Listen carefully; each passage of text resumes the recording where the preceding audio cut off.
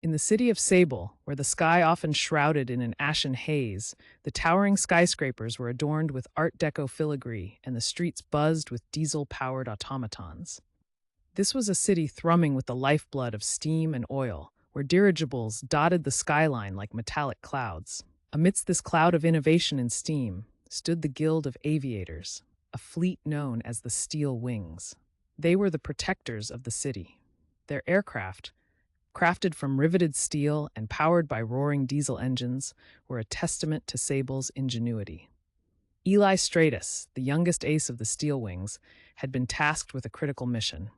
The boundary lands beyond the city were under threat from the marauders, rogue aviators who had forsaken their vows to the guild and preyed upon the outlying trade routes.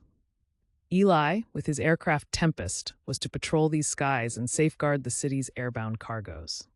Before sunrise, Eli was already striding across the bustling aerodrome. Mechanics and engineers swarmed the vast hangars, their hands and faces smeared with grease as they tuned and repaired the steel beasts of the sky. Tempest stood ready, her propellers gleaming under the flickering lights, engine purring softly like a slumbering beast. "Stratus!" barked Captain Harkin, his voice cutting through the din. The captain was a wiry man with a face carved from years of squinting into the horizon. "Remember, these marauders know the skies as well as any of us. Keep your wits about you." With a brisk salute, Eli climbed into the cockpit. The leather seat creaked as he settled in, feeling the familiar chill of the metal controls. With a deep breath, he thrust Tempest into the dawn sky.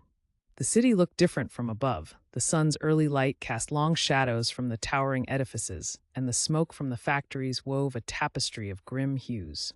But as Tempest soared higher, the air cleared, and Eli felt that familiar surge of freedom. Hours passed, the monotony of the patrol interrupted only by radio crackles. Suddenly, an urgent message broke the silence. "Bandits spotted over the Crimson Canyons," the voice of the control tower urgently reported. Without hesitation, Eli steered Tempest in the direction of the canyons. His heart thumped in his chest as he spotted the marauders. Three menacing aircraft, engines bellowing smoke, were harassing a cargo dirigible. With expertise born from countless hours in the cockpit, Eli maneuvered behind the marauders. Tempest growled as he pressed the throttle, closing in. The first marauder loomed close. Eli took a deep breath and fired. The shot scored, striking the marauder's engine, which erupted in a hail of sparks and dark smoke. Swerving sharply to avoid return fire, Eli targeted the next. The sky turned into a deadly dance of metal birds, engines roaring and guns blazing. Eventually, the marauders, realizing they were outmatched, fled into the murky clouds, leaving the dirigible unharmed. Triumphant, Eli escorted the dirigible to safety before returning to Sable. As Tempest descended towards the aerodrome, the setting sun painted the city in hues of gold and crimson, the challenges of the day melting away into the cooling evening air. Captain Harkin awaited him on the ground, a rare smile breaking across his weathered face. "Well done, Stratus. Today you flew not just with your hands, but with your heart."